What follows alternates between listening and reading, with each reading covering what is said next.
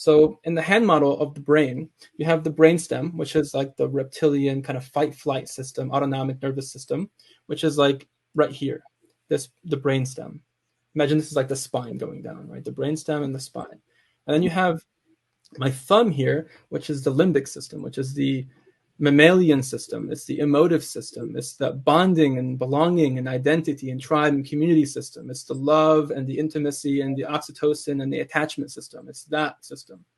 And then, if you will, you have the neocortex, which we all know is kind of that executive functioning, cognitive, logical, analytical capacity of which is exclusive for human beings in some way. Like we can abstractify from our lived reality in a way that no other creature of Allah can, which is amazing.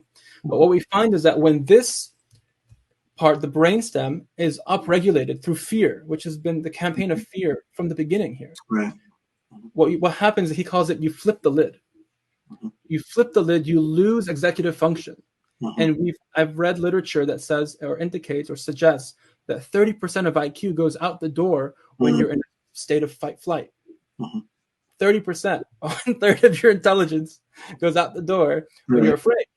Right? You flip your lid, literally, and you're just raging. You're afraid. You're scared. You're lashing out. Get your vaccine. Put your mask on. It's like, well, let's have a conversation about that. No, there's no conversation. They flip their lid.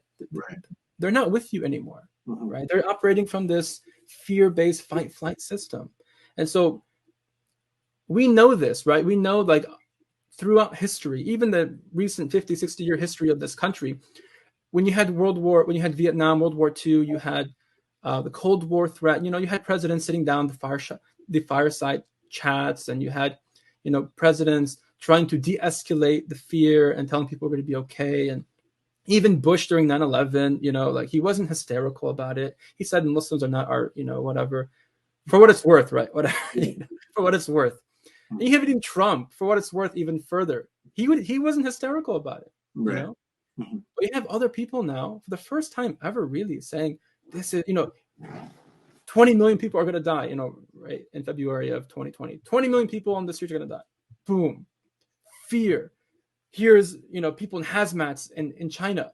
This is going to be happening. You better get ready. It's an insidious virus that travels really fast, and you don't even know you have it until you're coughing up blood and you can't breathe anymore. Be really afraid.